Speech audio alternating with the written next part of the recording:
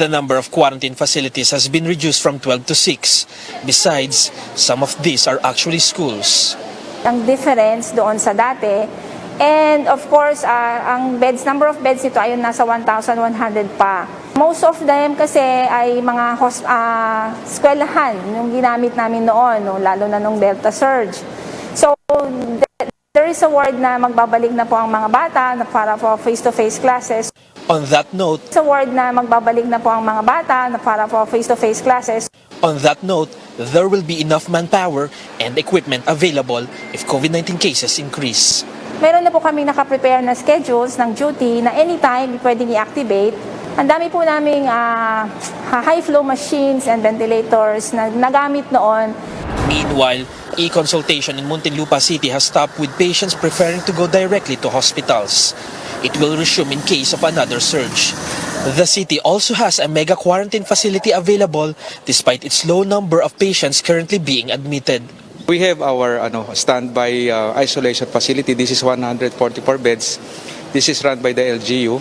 We still have our mobile swabbing team to go around in case na magkaroon tayo ng clustering of cases or magkaroon ng cases sa mga barangay. E-vehicles also provide free transport, something healthcare workers will find useful should stricter restrictions be implemented again.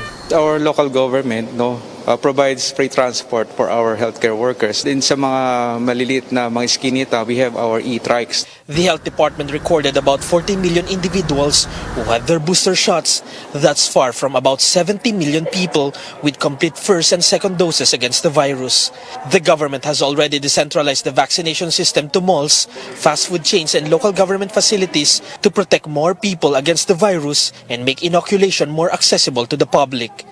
Stanley Gaete, CNN Philippines. The Health Department says it is holding discussions on improving the COVID-19 vaccination drive. Health Undersecretary Mirna Kabutahe says these will be in areas where vaccination rates remain low. Kabutahe adds sessions were already done in Palawan and Masbate and are ongoing in Socsargen. Quezon Province and Negros are scheduled to hold their sessions next week.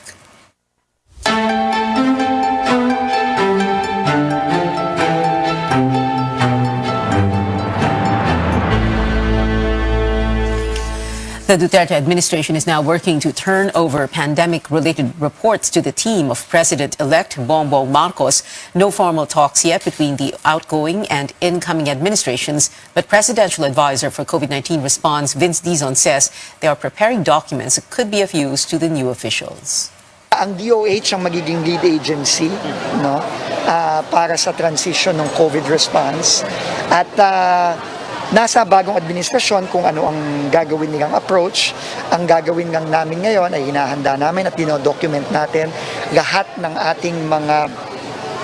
ating mga best practices, lahat ng magagandang ginawa, lahat ng mga lessons, lahat ng mga challenges, at yan ay itatransition natin sa bagong administrasyon. When asked if he will still be part of the COVID-19 response, Dizon said it would depend on the Marcos administration. Marcos has yet to name his health secretary or state if he will retain the National Task Force against COVID-19. Outgoing Bangko Sentral Governor Benjamin Diokno says he is already studying the Finance Department's proposal to increase taxes and introduce reforms to help the incoming Marcos administration settle loans. Diokno has accepted President-elect Bongbong Marcos' offer to become Finance Secretary. I'm actually looking at this proposed fiscal consolidation package, and some are good, some may have to be revised.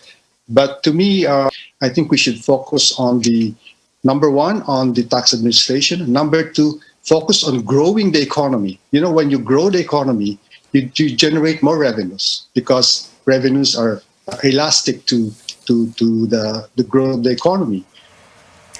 Other members of Marcos' economic team are Monetary Board member and former Socio-Economic Planning Chief Felipe Medalla, who will replace Diokno at the Bangko Sentral Industry Secretary. Pascual is the former president of the University of the Philippines and now president of the Management Association of the Philippines. President-elect Marcos takes a tougher tone on Manila's rights in the West Philippine Sea. He vowed to speak to China about the matter with a firm voice. How will he be similar or different from President Duterte, who has warmed up to China and kept a distance from the U.S.? Tristan Adalo filed this report. A delicate balancing act between the Philippines and two global powers, China and the United States. Beijing and Washington affirmed their commitment to strengthen diplomatic ties with Manila under a Marcos presidency. But for President-elect Bongbong Marcos, it's time to talk to China with a firm voice when it comes to the West Philippine Sea and the 2016 arbitral ruling. Considering in the West Philippine Sea that there have been these conflicts, we will not allow a single square, and even make it smaller, a single square millimeter of our maritime, coastal, and up to our 200 kilometers rights to be trampled upon. Marcos' statement is much stronger than his remarks during a televised debate in February where he vowed to pursue talks with China and find an agreement in solving the maritime conflict. A professor and president of Philippine Association for Chinese Studies sees similarities between the approach of Marcos and President Rodrigo Duterte's independent foreign policy. Yes, there will be a lot of continuities in terms on how to approach China. But President-elect Marcos will promote his own brand of dealing with China. So they will open many channels of communication for pragmatic cooperation. They will explore avenues where both countries will cooperate in order to achieve mutual benefits in the West Philippine Sea. Another foreign relations expert weighs in on Marcos's pronouncements. He says the president-elect should veer away from vague messaging and lay down his plans as chief architect of foreign policy. Marcos Jr. should play his cards well in engaging with China and the United States. His actions must be erudite and strategic at the same time. We're not seeing that it should be a carbon copy of what President Duterte has done so far. We wanted to see the specific actions on how to implement the independent foreign policy. Former Foreign Affairs Secretary Albert Del Rosario says he is grateful for Marcos's uncompromising stand on the 2016 arbitral ruling. Del Rosario, who was DFA Secretary under the Aquino administration, lauds Marcos for saying that the 2016 arbitral ruling is not only a claim but also a right.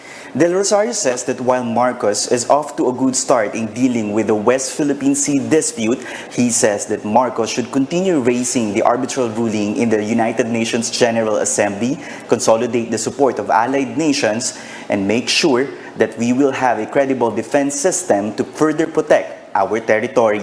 Tristan Udalo, CNN Philippines. Former COMELEC Commissioner Rowena Guanzon faces a graft complaint over the supposed premature disclosure of her vote in the disqualification case against then-candidate Bongbong Marcos. The Citizens Crime Watch group, led by lawyer Ferdinand Topacio, filed the complaint before the Office of the Ombudsman. The group says Guanzon violated the Anti-Graft and Corrupt Practices Act for revealing her vote ahead of the COMELEC First Division and identifying Commissioner Amy Ferolino as the author of the resolution. Guanzon accuses Topacio of holding a grudge against her as she earlier sued him for unjust vexation. Topacio denies filing the complaint for personal reasons. Straight ahead on Newsnight, the satellite internet service firm of Elon Musk is officially entering the country. And K-pop fans are in for a treat with 4 K-pop acts on one stage this weekend. Details right here on CNN Philippines.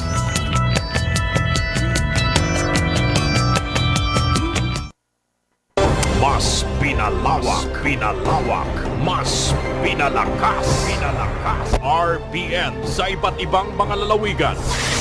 DZRL Bataan, DZTG Tuguegarao, DZBS Baguio, DZKI Iriga, DYKB Bacolod, DYKC Cebu, DXKS Surigao, DXKD Dipolo, DXKO Cagayan de Oro, DXKT Davao, DXKP Pagadian, DXXX Zamboanga, DXDX General Santos, DWIZ 882 Manila at RPN Provincial Stations. Kini ang RPN, Radio Philippines Network, Istasyon DXKP, 1377 kHz sa dial sa inyong mga radyo. Nagsibya gikan sa dakbayan sa Pagadian, DXKP AM. Your talk station. Kini Pagadian.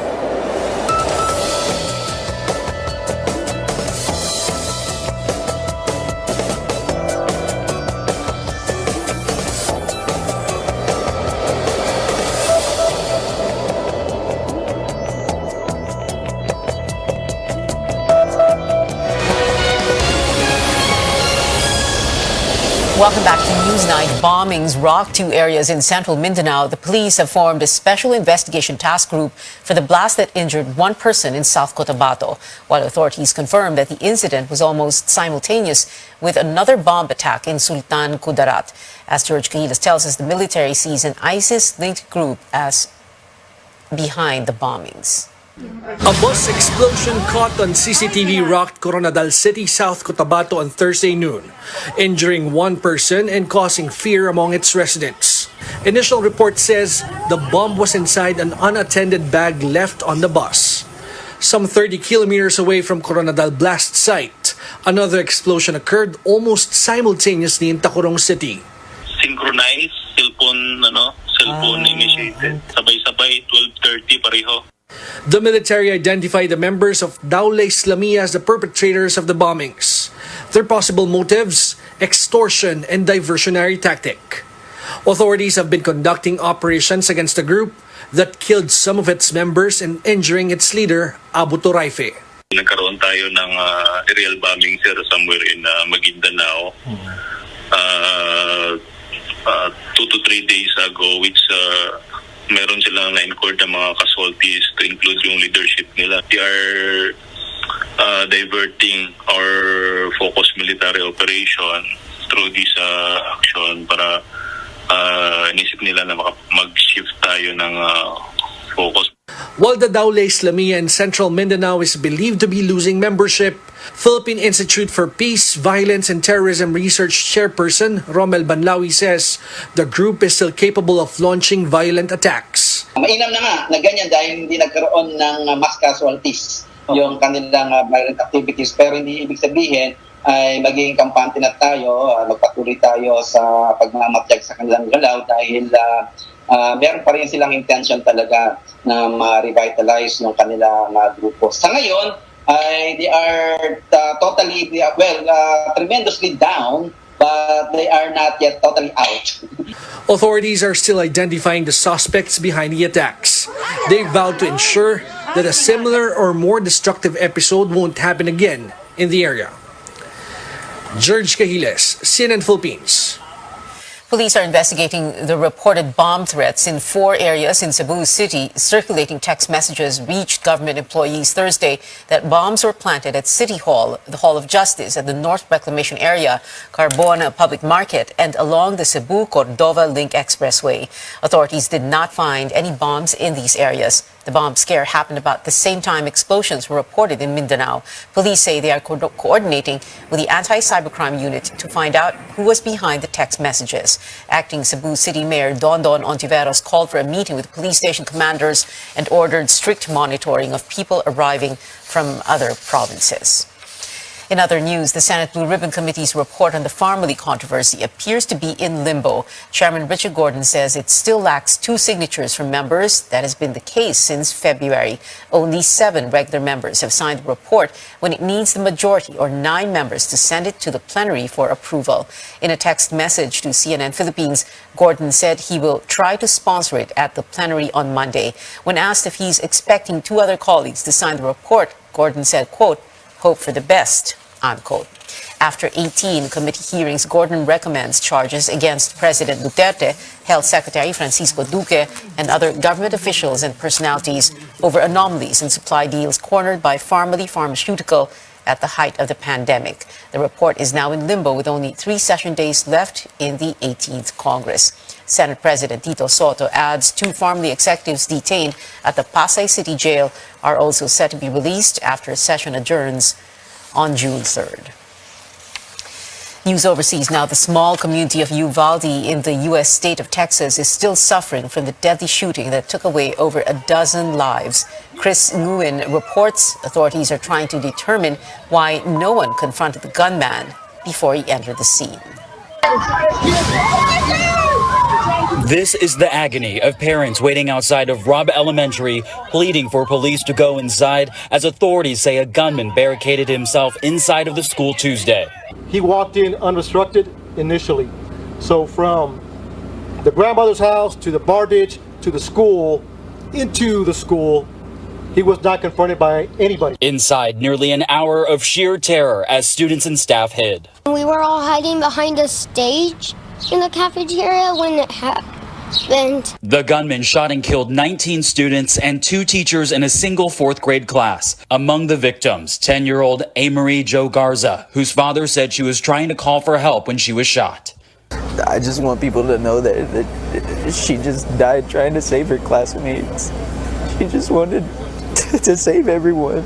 Many questions remain about how this man was able to get inside the school and the red flags that could have been raised prior to the shooting, including text messages to a teenage girl where he writes, "I'm a go shoot up a elementary school right now." Why did he do this? Who is this man?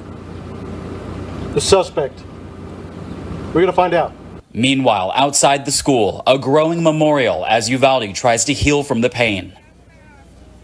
CNN's Chris Nguyen there reporting. New COVID-19 cases and deaths are declining in most parts of the world. The World Health Organization reports weekly infections in various regions have continued to fall since the peak in January. It says only the Americas and the Western Pacific are seeing an increase in cases. Aside from COVID-19, the United States is monitoring more monkeypox infections. The U.S. Centers for Disease Control has identified 9 new cases in 7 states. All cases are within men who had sex with other men. The CDC says it is still uncertain if the outbreak will become a major concern in the U.S. If monkeypox circulates widely here in the United States, would we worry that it could become endemic here, meaning that it would circulate at low levels among people, or in zoonotic, meaning that could there be a wildlife or animal reservoir that could occasionally infect people? I think we're in the very early days of our investigations. I think that we are working hard to identify cases, and we don't yet know how many there might be. We're working hard to contain the cases that are happening so they don't spread onward. So I think it's a little too early to tell.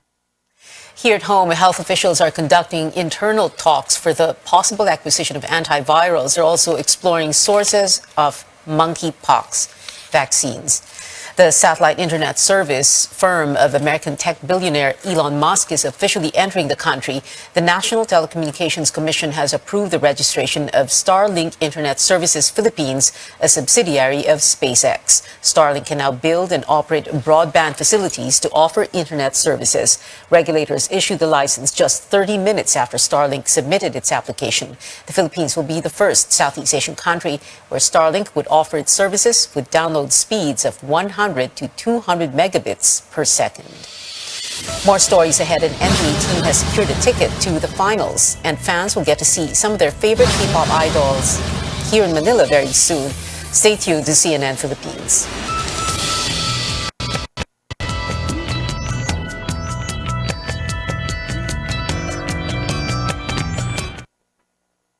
Mas pinalawak, mas pinalakas. RPN sa iba't ibang mga lalawigan.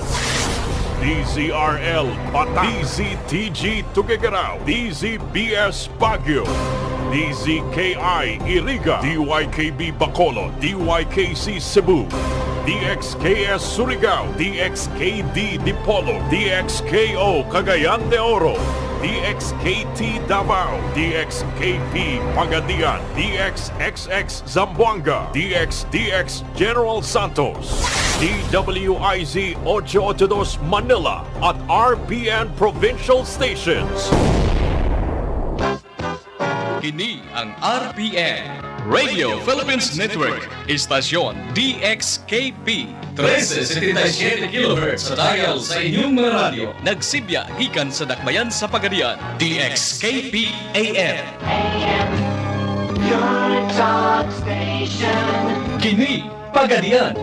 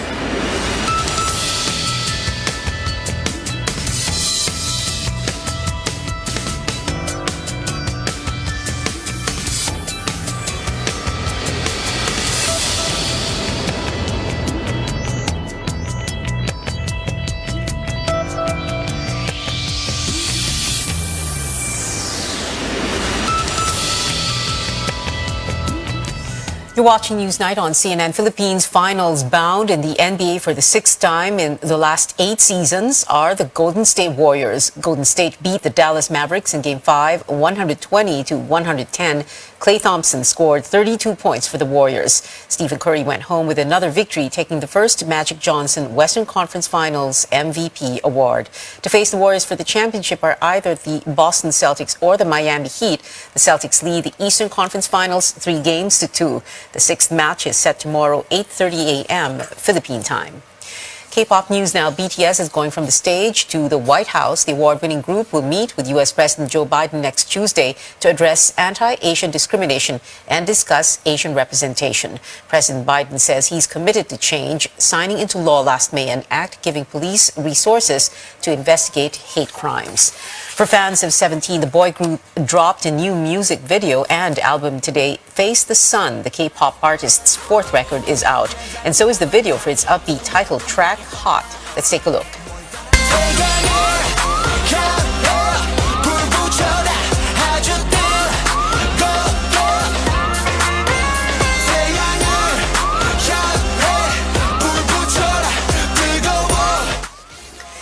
Face the Sun is made up of 9 tracks, including the group's first English single, Darling. More hyped up for this weekend than anyone else are fans of NCT Dream, Shani's Key, Wehai, and Alice, Begin Again, K-pop edition 2022 is happening this Sunday, 5 p.m. at the Araneta Coliseum. This is the first K-pop concert in the country since the pandemic. Only 5 members of NCT Dream will grace the stage because Mark and Hae-chan have activities in Japan. The 7-piece group is also the new face of local clothing brand Pen Shop. NCT Dream has joined fellow K-pop stars like Lisa of Blackpink and Cha Eun-woo of Astro as the company's ambassadors. And that is it for now. Join me again on news.ph at 7 p.m. I'm Pia Ontiveros for Newsnight, where we go above and beyond the headlines.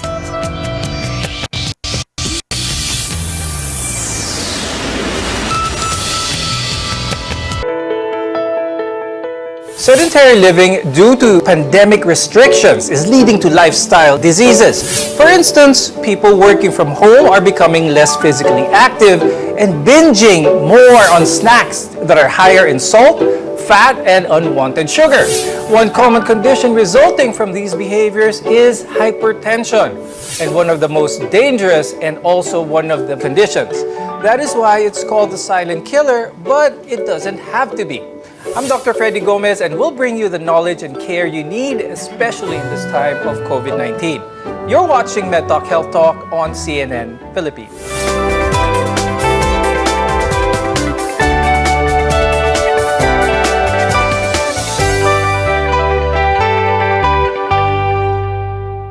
Watching your blood pressure is important because your arteries carry blood from your heart to other parts of the body.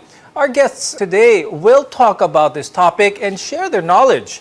Let's welcome Dr. Eduardo Yambao Jr. He's a cardiologist from the Asian Hospital and Medical Center.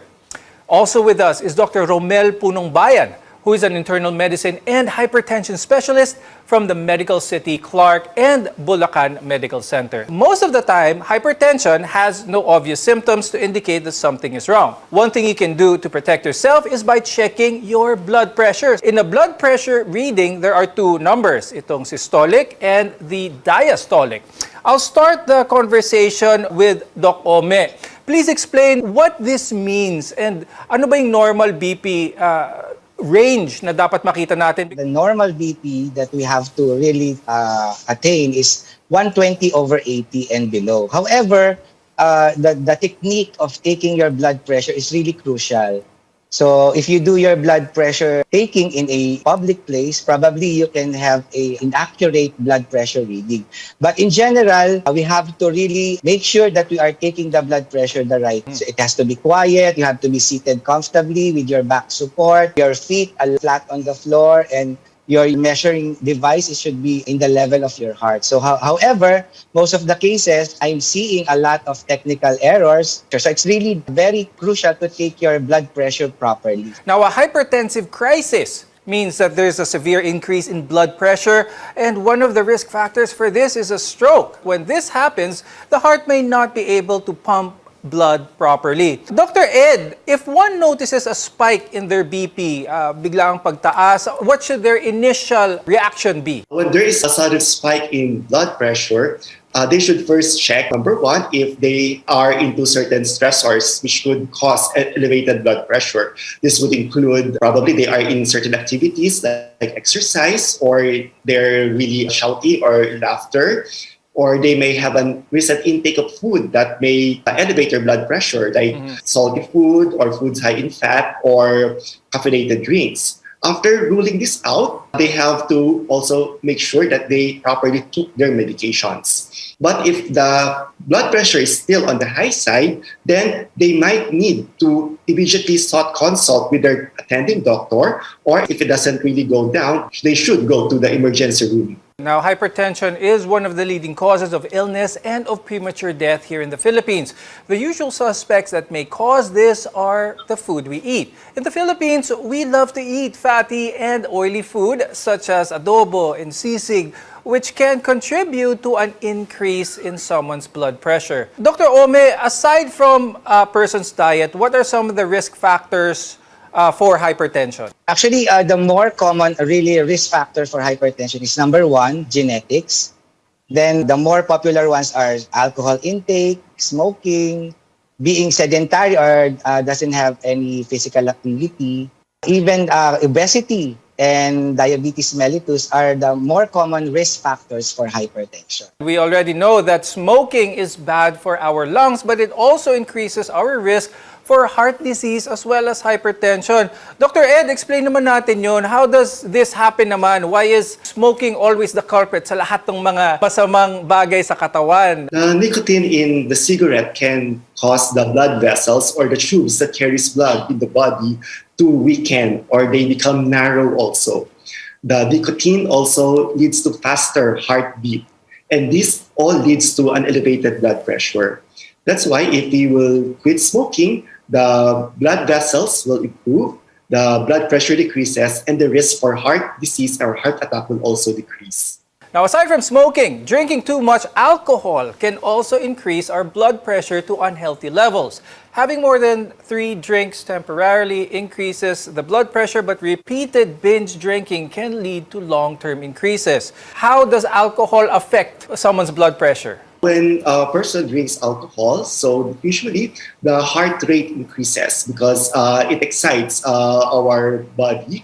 And with the increasing heart rate, there would be a concomitant increase in blood pressure.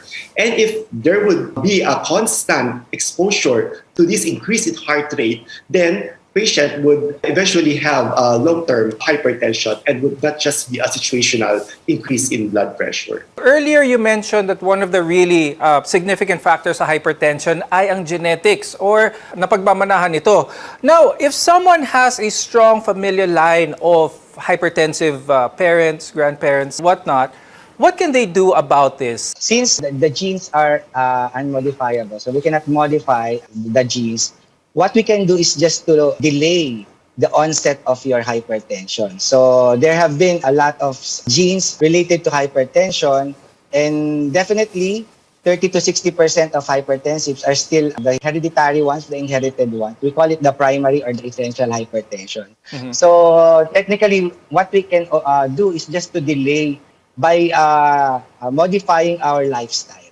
Now, people with high blood pressure puts themselves at higher risk for COVID-19 due to their weaker immune system. Doc Ome, what can people with hypertension do to protect themselves from coronavirus, since it's still with us up to now? Hypertension will, with the implication of your ACE2 receptors and the abnormalities in your renin-angiotensin system and some other receptors like your toll-like receptors, which is responsible for inflammation. Hypertensive patients are really at risk for acquiring the COVID virus. So what they can do is to just continue their medication so that their blood pressure is within normal levels.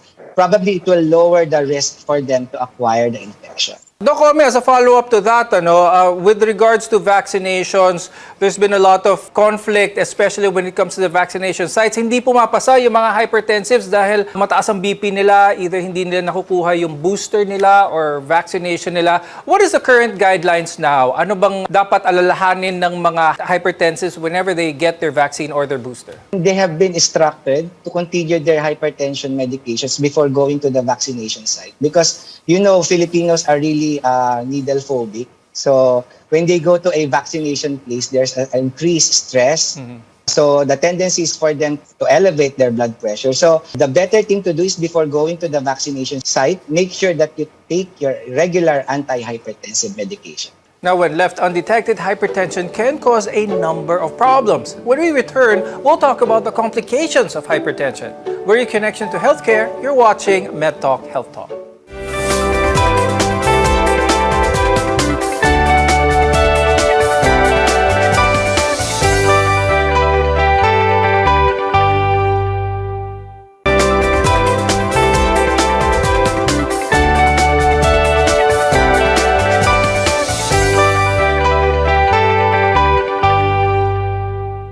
High blood pressure can silently damage the body for years before showing any symptoms. Uncontrolled high blood pressure can cause disabilities, poor quality of life, or even a heart attack. I'm Dr. Freddy Gomez, and you're watching Med Talk Health Talk. We're together in health.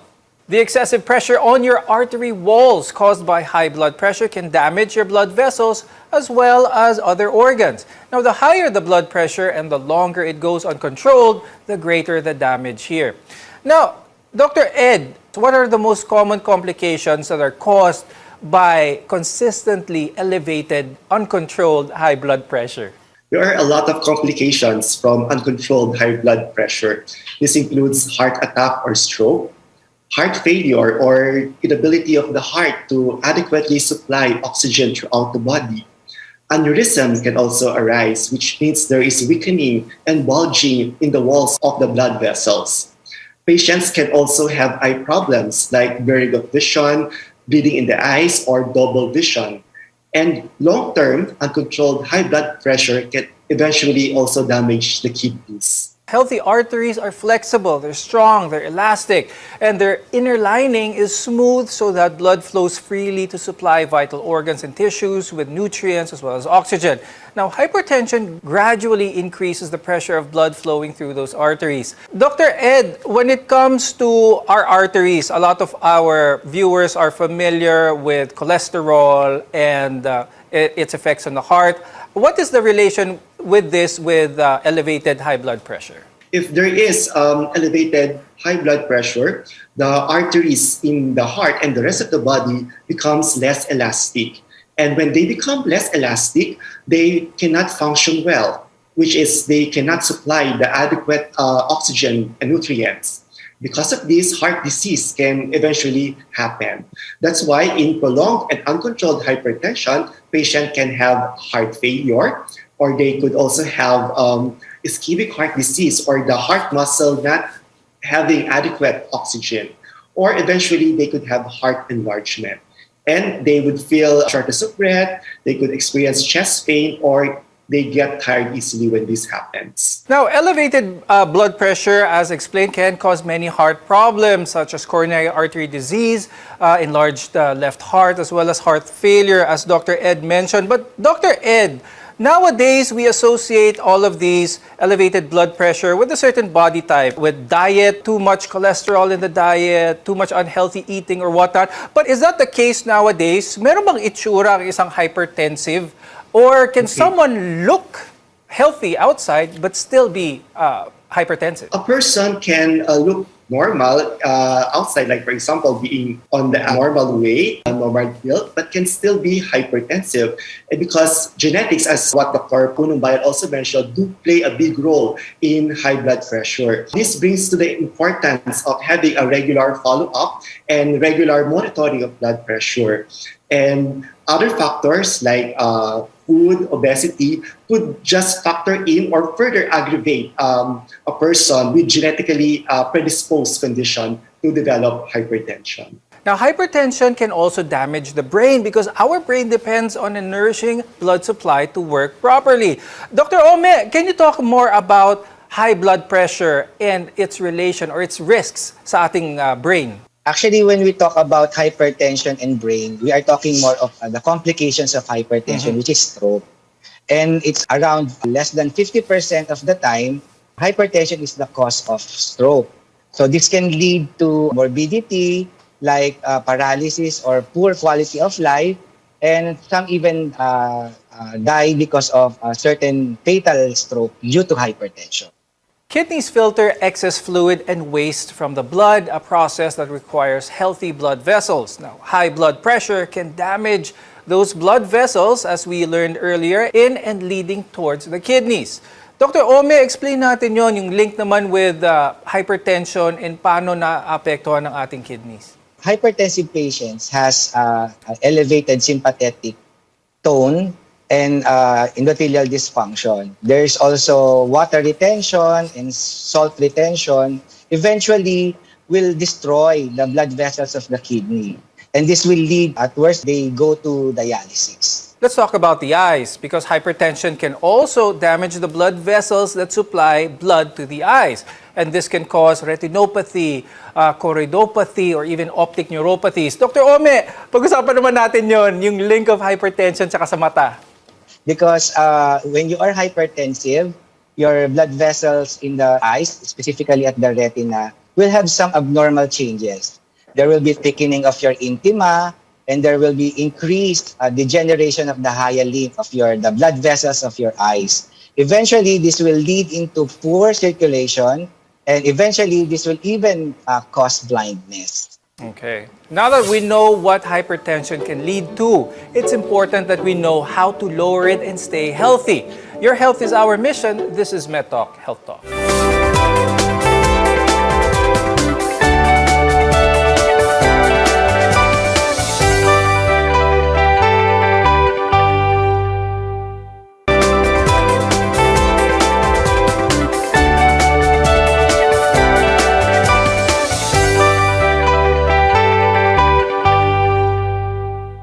If you've been diagnosed with hypertension, you might think about taking medications to bring your numbers down. But lifestyle plays an important role in lowering your blood pressure as well. I'm Dr. Freddy Gomez, and you're watching MedTalk Health Talk, where your care always comes first. If you successfully control your blood pressure with a healthy lifestyle, you might avoid, delay, or even reduce the need for medications. Dr. Ome, what lifestyle changes should one make to lower their blood pressure?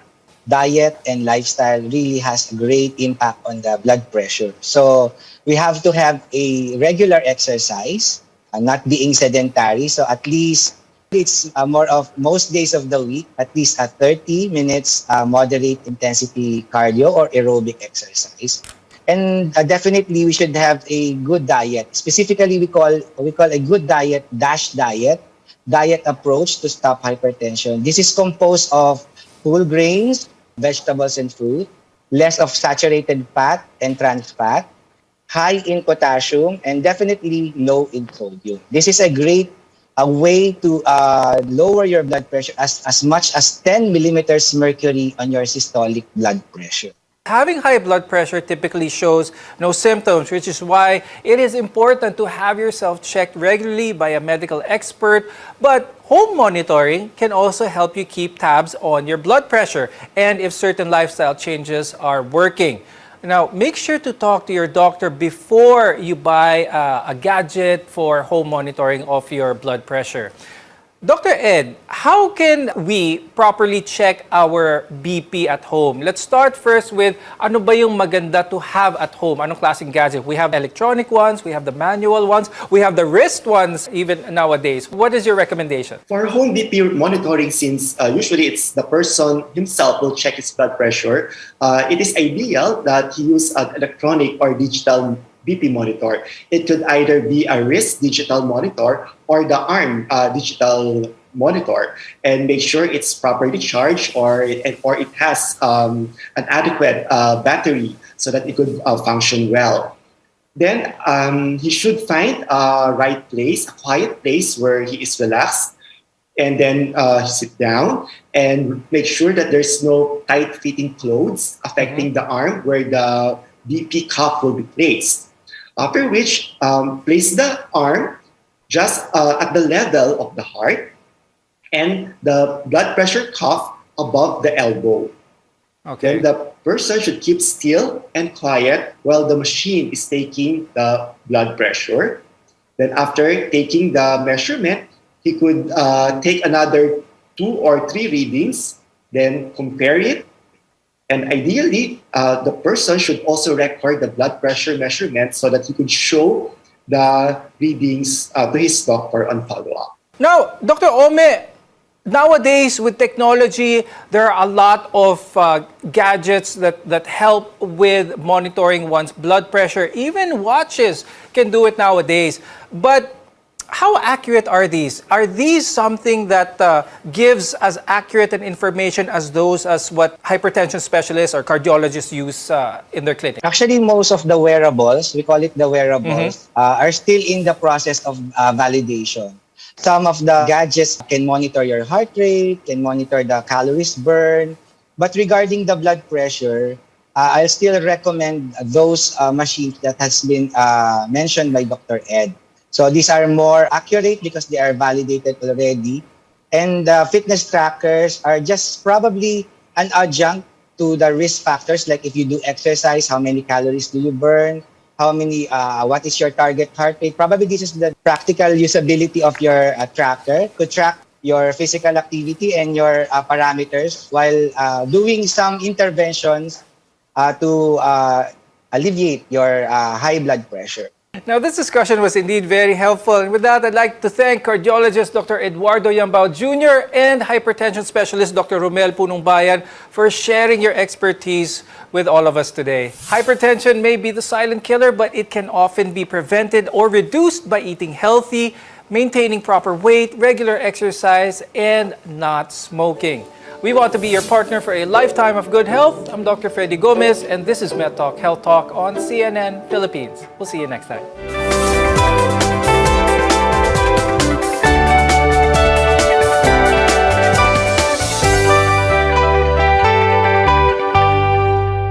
Mas pinalawa.